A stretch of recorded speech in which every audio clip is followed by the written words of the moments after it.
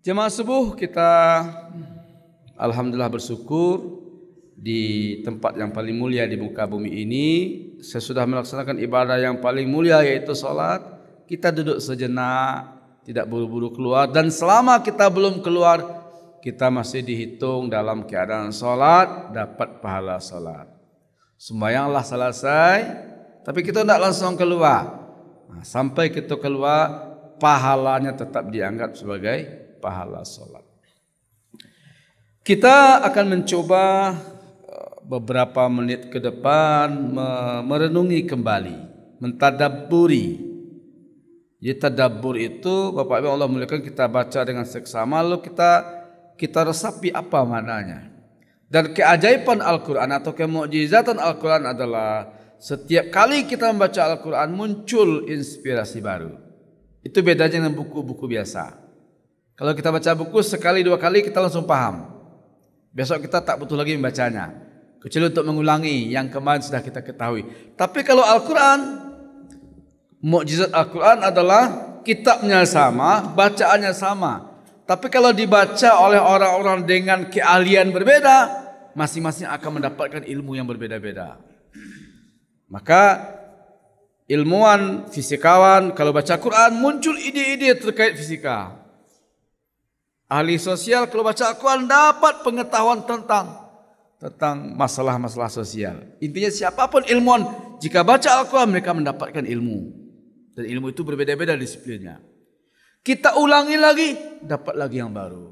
Karena itu memang kita harus membaca Quran dan rajin mentadabburinya agar muncul ide-ide baru, muncul pengetahuan-pengetahuan baru. Selain dari iman kita makin lama makin bertambah, makin lama makin kuat. Firman Allah surat Al-Baqarah ayat 214. A'udzubillahi minasyaitonir rajim. Bismillahirrahmanirrahim. Am hasibtum an tadkhulul jannata wa lamma ya'tikum mathalul ladzina khalau min qablikum. Apakah kamu mengira berhak dan layak masuk surga,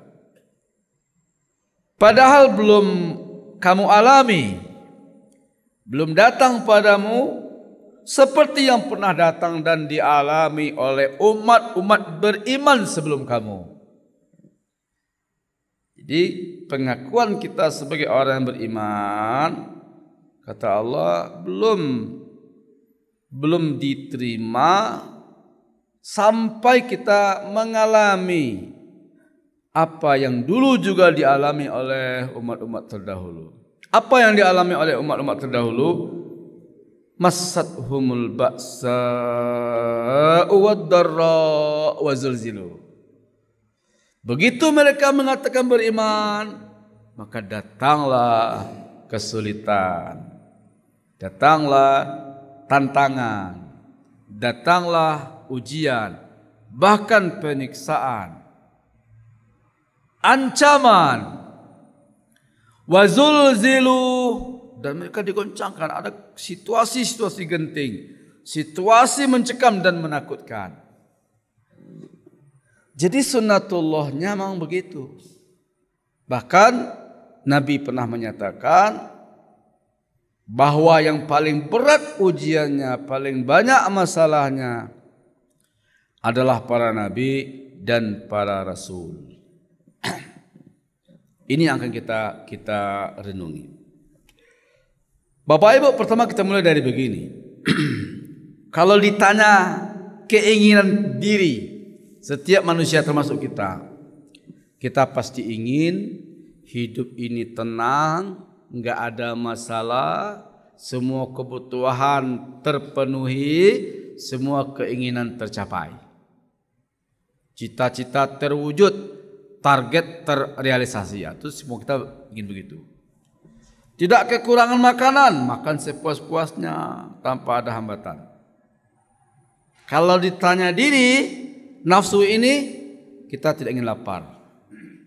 Kalau bukan karena patuh pada Allah, kalau bukan karena berharap ridha Allah, kita juga ditanya hati kecil enggak mau puasa. Enggak mau capek, enggak mau kerja. Kalau maunya diri kita santai, rebahan, nggak ngapa-ngapain, tidak ada gangguan, maunya kita. Maunya nafsu itu kalau bisa tidur sepuas-puasnya. Kalau ditanya hati ketek jamaah, kalau boleh lain tak berdosa, lain tak ada ancaman, lain tak ada kerugiannya. Setelah subuh ni kita maunya tidur. Atau kalau maunya kita tu tidur malam tak bangun-bangun, bakul bangun bila takana bila teraga. Maunya kita. Hanya keimanan dan yang lain yang buat kita akhirnya mau bangun ketika datang azan. Tapi kalau diizinkan, sama saja yang jago pagi, tidak jago pagi, sama-sama tidak apa-apa, sama-sama tidak berdosa. Semua kita pasti memilih untuk istirahat. Ya samalah kalau kita kerajo. Kalau libur, kita santai mandi baru jam 8, istirahat dulu. Tapi dek kena kita kerajo jam 7 lah jago, lah mandi, siap-siap ke kerajo. Kalau bukan kena kerajo, maka yang paling menggembirakan di hati kita itulah kalau ada cuti atau libur. Itu manusiawi. Ingin bebas. Jadi manusia dari sananya sebenarnya tidak ingin terikat. Tidak ingin terikat, ingin bebas. Semua keinginan nafsu tercapai, semua keinginan terwujud. Itu maunya kita. Bebas, tenang, kenyang, puas, tidak ada hambatan, tidak ada larangan, tidak ada sakit, tidak ada sulit, tidak ada musuh, tidak ada iri, tidak ada dengki. Itu maunya kita. Kalau ditanya hati ketek, ditanya nurani atau ditanya nafsu, itulah keinginan hawa nafsu. Namun Bapak Ibu yang Allah muliakan, Allah menetapkan bukan itu jalan menuju surga. Keinginan nafsu kita itu, tapi jalan menuju surga bukan itu. Jalan menuju surga itu ternyata memang penuh dengan tantangan, penuh dengan beban. Makanya orang mukmin yang sudah dewasa itu ada padanya taklif. Maka dia dinamakan mukallaf. Apa taklifnya? Kalau sudah balik, wajib solat 5 waktu. Sekali setahun wajib puasa. Kalau lah kaya wajib zakat. Itu taklif, itu beban. Kalau boleh, kalau bebas tidak takut dosa, orang maunya tidak solat, tidak puasa, harta pun tidak dikeluarkan segala macam. Kenapa ada orang bahagia berzakat, solat? Itu kena unsur lain namanya keimanan. Harapan itu lain. Tapi sebenarnya kalau ditanya, kita inginnya nandapek ku untuk awak saronyo, ndak keluar-keluar, kita beruntung, ndak rugi-rugi, kita sehat, ndak sakit-sakit, kita senang, ndak susah-susah, itu maunya. Tapi ternyata bukan itu jalan menuju surga. Jalan menuju surga itu adalah penuh dengan sarra, darra, wa zulzilu. Ada beban, ada kesulitan, kadang ujian, kepahitan, penderitaan segala macam. Itu jalan menuju surga. Ternyata sunnatullah juga Bapak Ibu Allah muliakan. Kalau ingin sukses dalam hal apapun, emang harus bekerja kare. Tidak ada kesuksesan dicapai dengan santai, tidak ngapa-ngapain, kita rebahan, tiba-tiba kita kaya, tiba-tiba kita berpangkat, enggak bisa. Kita boleh baca siapa orang sukses hari ini dalam hal apapun, dalam bidang olahraga, dalam bidang politik, dalam bidang usaha bisnis. Lihatlah sejarah hidupnya, berdarah-darah, kerja keras, banting tulang, menghafal, belajar. Jenderal itu banyak latihannya. Jadi prajurit sudah sekian latihannya, berat. Emang begitu sunnatullahnya. Kalau mau sukses, semakin tinggi tujuan kita, semakin lama pendakiannya. Itu sunnatullah.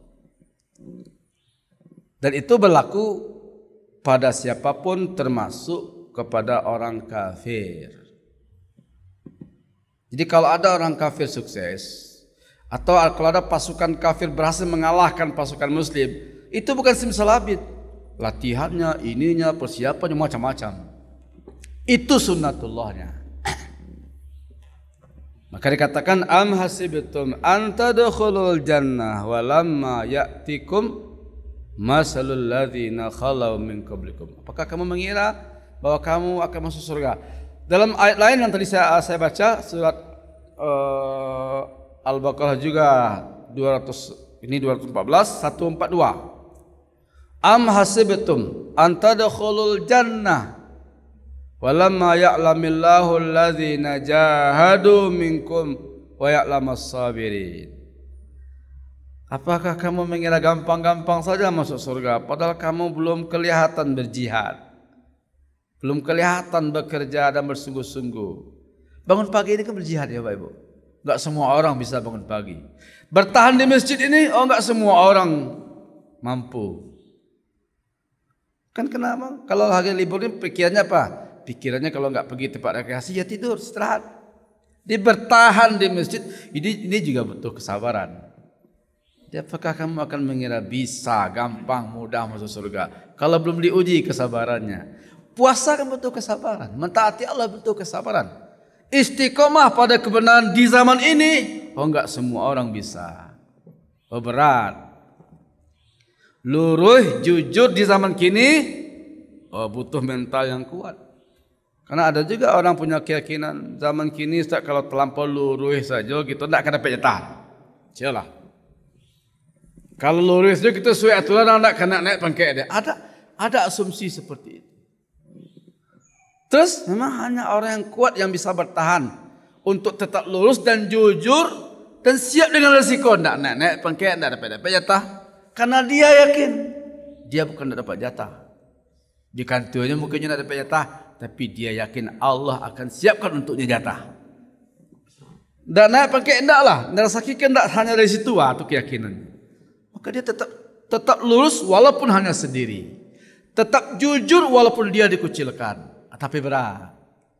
Maka dikatakan, apakah kamu mengira mudah saja mengklaim beriman, ngaku-ngaku sebagai orang Islam, padahal belum teruji kamu sabar dalam perjuangan, kamu kokoh istiqamah dalam kebenaran. Dalam surat Al-Ankabut ayat 2, ini ayat-ayat tentang ini banyak sekali. Apa Allah nyatakan dalam surat Al-Ankabut? Ahasiban nasu yutraku ayyakulu amanna wahum la yuftanun. Apakah manusia mengira dia akan dibiarkan mengatakan saya orang Islam dan setelah itu dia tidak akan menghadapi tantangan? Apakah kamu mengira mengaku beriman lalu tidak ada ujian? Oh enggak, bukan begitu konsepnya. Jalurnya adalah, Bapak Ibu Allah muliakan, kalau kita mengaku beriman, siap-siap sejak itu kita akan menghadapi berbagai macam tantangan. Jadi kalau hidup kita aman, kita enggak ngapa-ngapain, ada orang sayang kau, musuh-musuh sayang kawak, rezeki lancar, karir naik, padahal kita jauh dari agama, padahal kita enggak sholat, kita harus waspada, jangan-jangan kita tidak sedang menuju surga. Karena rute surga nak melalui itu. Sama kita ke Jakarta. Kalau kita ke Jakarta, kita akan melewati nanti Jambi, terus Palembang, terus Lampung, nanti ada tol. Itu rambu-rambunya. Akhirnya kita ke Jakarta, tidak masuk kok Jambi, tidak ada Palembang. Lah 3 jam berjalan tidak masuk kok yang namanya tol semacamnya. Hati-hati. Jangan-jangan kita tidak sedang ke Jakarta. Mungkin kita salah jalan, kita sedang menuju Banda Aceh. Itulah kira-kira. Jadi kalau Allah katakan orang yang beriman dari dulunya, bukan kini saja jemaah, sejak dulu, sejak zaman nabi-nabi terdahulu itu penuh dengan ujian. Maka kita Khabbab bin Al-Ars berkata kepada Rasulullah, Khabbab bin Al-Ars itu sahabat yang disiksa dengan siksaan yang pedih. Dia berkata, ya Rasulullah, bukankah kita dalam kebenaran? Bukankah kita menjalankan syariat Allah? Kenapa Allah tidak bantu kita? Artinya kita kan benar nih. Kita kan menolong agama Allah. Pertanyaan itu bukan pertanyaan ini, tapi saking beratnya siksaan dan azab yang dia alami sehingga dia bertanya, mata nasrullah, kapan datangnya pertolongan Allah?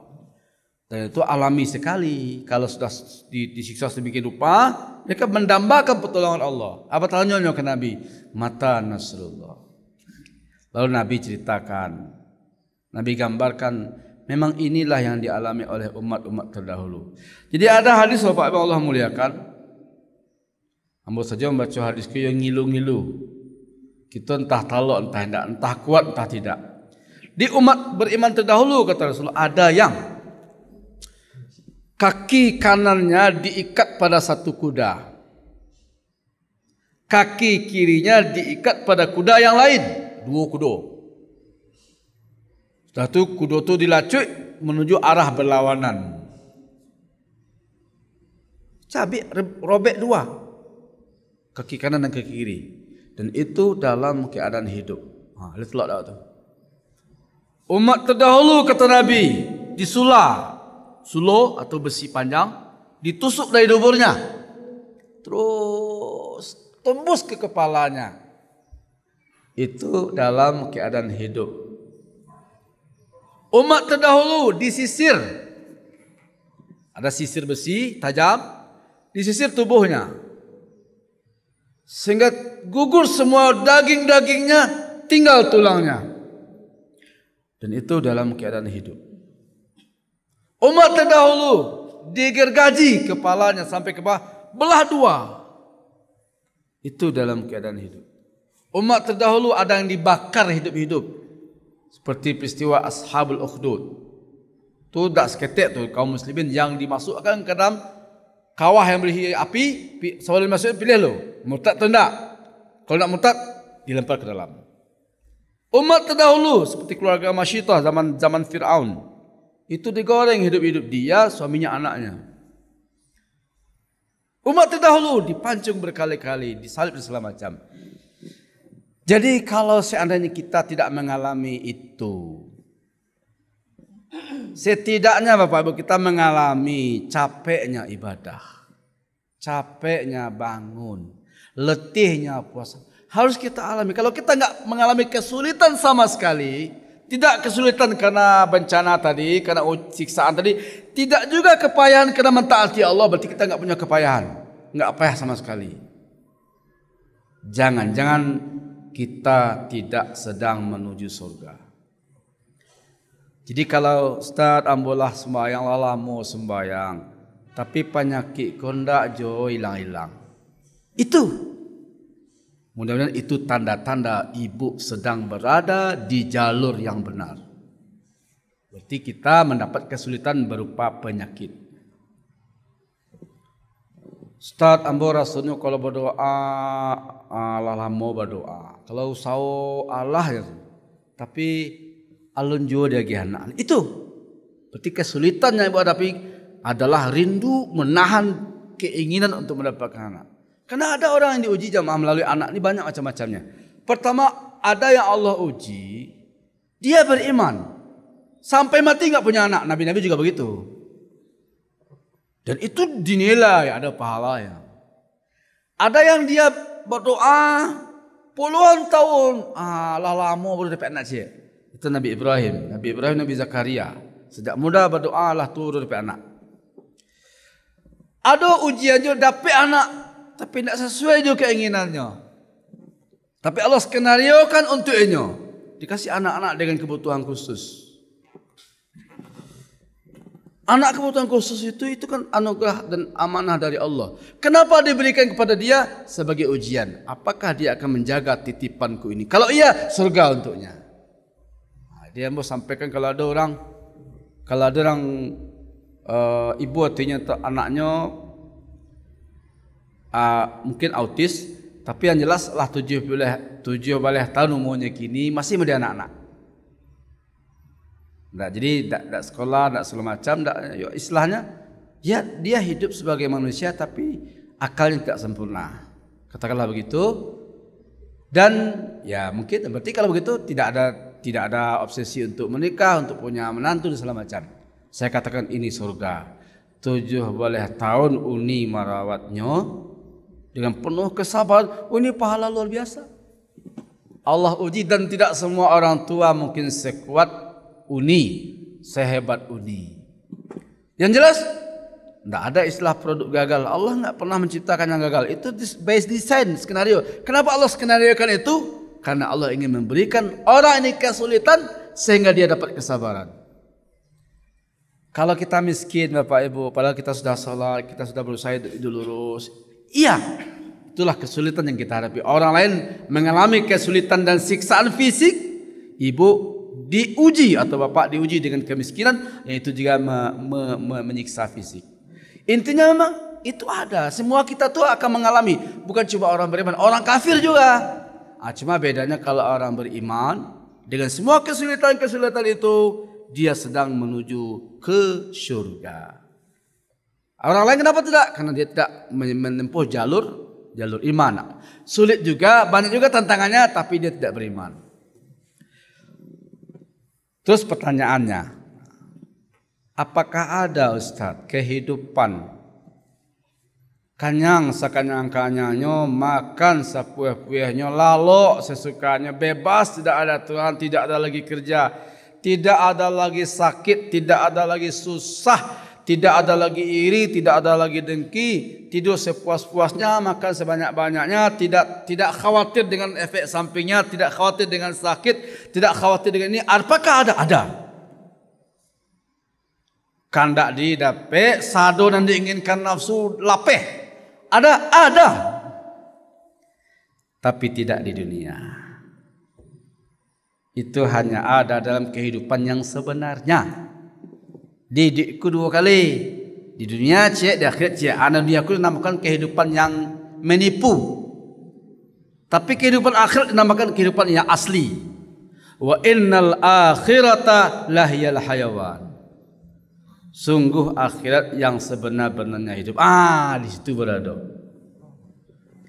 Dalam surah Fussilat ayat 31 Allah tegaskan, walakum fiha ma tashtahi anfusukum walakum fiha ma tadda'un. Kalau di surga, ayo, apa kena nafsu tashtahi? Tashtahi itu keinginan syahwat. Syahwat tashtahi. Anfusukum, apapun yang diinginkan oleh hawa nafsu, inginnya kita lalok lama, ndak ada hambatan, bahkan sekenyang-kenyangnya tidak ada larangan, tidak ada kekhawatiran timbul penyakit, anang kita minta dapat, keinginan terwujud, dan itu di surga. Walakum fiha ma tashtahi anfusukum walakum fiha ma tadda'un. Dia ada je makan minum surga, ada je hubungan seks di surga, maka di surga itu ada bidadari, ada keluarga. Bahkan di surga itu kita hidup selama-lamanya tidak pernah tua, muda tidak pernah tua, tidak pernah sakit. Bahkan di surga dicabut kedengkian, dicabut permusuhan. Wa naza'na ma fi sudurim min ghillin. Sehingga di surga itu orang tak pernah iri, tak pernah dengki. Anang kadiri, yang pertama sifat itu sudah dicabut. Yang kedua, semuanya dapat, tak habis-habis dah. Yang membuat kita iri bercakap tu, khawatir tak sadar, khawatir tak cukup, cameh jatah kita dan ambil kawan. Makanya kalau iri itu biasanya kepada yang seprofesi, sejenis. Pedagang ameh, kalau buka toko ameh orang tu boleh cameh tu. Kurang pelanggannya. Jadi iri itu pedagang ameh ke pedagang ameh. Kalau dia khawatir sajaknya buka toko, kurang pelanggan dan buat semacam dapat saingan segala macam. Tapi kalau pedagang ameh buka toko buah, tak masalahnya, karena dia tidak terganggu kepentingannya. Makanya di pantai tak ada orang berselebih ilawik. Bacakak gara-gara ilawik tak ada. Asal ambillah sepuh-puhnya. Satu drum, 2 drum tak habis-habis. Tapi kalau membacakan air sawah banyak. Batangka gara-gara ipam, banyak. Kenapa banyak terbatas? Tapi di surga tidak terbatas. Banyak balabih, tidak habis-habis, melimpah ruah. Makanya yang dipercakap, apa yang akan membuat permusuhan tidak ada. Maka di surga hidup tenang. Dan juga tidak ada kerja, kita tidak perlu kerja loh. Tidak juga ada ibadah. Di surga kita memang santai, senang-senang selama-lamanya. Tapi kalau dunia, sunatullahnya tidak begitu. Di dunia ini ada beban dari agama, taklif, syariat. Ada batasan, ini boleh, ini enggak boleh. Ini haram, ini halal. Ada ujian berupa penyakit, berupa kemiskinan, ancaman, ketakutan, kelaparan segala macam. Walanabluwannakum bisyai'in minal khaufi wal ju' wa naqsin minal amwal wal anfusi was samarat. Al-Baqarah. Kami pasti uji siapapun, ketakutan, kemiskinan, kelaparan, kematian. Memang itu di dunia. Nah, karena itu kata kuncinya adalah Bapak Ibu yang Allah muliakan di pagi ini, kalau Bapak Ibu mengalami ujian, dan semua kita pasti diuji, padahal kita sudah mentaati Allah, bergembiralah. Kita sedang berada di trek jalur menuju surga. Kalau kita diuji dengan berbagai macam cobaan, karena kita jujur, berbahagialah. Memang begitu orang-orang beriman sebelum kita. Kalau Allah uji kita dengan hal-hal yang membuat kita menangis, bersedih dan semacam, padahal kita sudah mentaati Allah, berbahagialah. Berarti kita memang orang yang beriman. Tapi jika kita merasa jauh dari Allah, jauh dari agama, tapi rezeki melimpah, karir lancar, kesehatan prima, padahal kita mengaku dalam diri kita jauh dari Allah. Hati-hati. Jika begitu kondisinya, jangan-jangan kita salah jalan. Rute yang kita ambil niatnya menuju Jakarta, tapi mobil yang kita naiki sedang menuju Banda Aceh. Am hasibtum an tadkhulul jannata walamma ya'tikum masalul ladzina khalau min qablikum massathumul ba'sa wad-dharra wa zulzilu hatta yaqula ar-rasul wal ladzina amanu ma'ahu mata nasrullah ala inna nasrullahi qarib. Apakah kamu mengira bahwa kamu layak masuk surga, berhak masuk surga, padahal kamu belum mengalami apa yang dialami oleh umat-umat terdahulu? Mereka diuji dengan berbagai ujian, kesusahan, kesulitan, problematika, masalah segala macam. Mereka digoncang oleh ketakutan, kelaparan segala macam, sampai mereka ada yang bertanya, mata nasrullah? Jawab, katakan, ala, ketahuilah, inna nasrullahi qarib. Tenang, pertolongan Allah sudah dekat. Artinya apa? Puncak dari semua kesulitan kita itu adalah pertolongan Allah. Bentuknya bisa Allah kasih di dunia, atau Allah akhiri semua penderitaan kita dengan kematian dalam keadaan beriman, untuk setelah itu kita tidak lagi sakit selama-lamanya. Jadi kalau ada orang sampai matinya sakit, setelah mati insya Allah dia tidak akan sakit lagi selama-lamanya. Tapi syaratnya beriman dan bertakwa. Sampai mati dia miskin, gak pernah kaya. Begitu dia mati, maka dia tidak akan miskin lagi selama-lamanya. Itulah makna, ingat, pertolongan Allah enggak lama lagi. Kesulitan kamu hanya sebentar, kemiskinan hanya sementara, untuk kemudian ketika kamu dipanggil oleh Allah dalam keadaan beriman dan beramal, kamu tidak akan sakit lagi, tidak akan sedih lagi, tidak akan takut lagi, tidak akan lapar lagi selama-lamanya. Karena di surga itu walakum fiha ma tashtahi anfusukum walakum fiha ma tad'un. Karena kalau di surga semua keinginan ada, semua permintaan dikabulkan. Hadanallahu wa iyyakum ajmain. Assalamualaikum warahmatullahi wabarakatuh.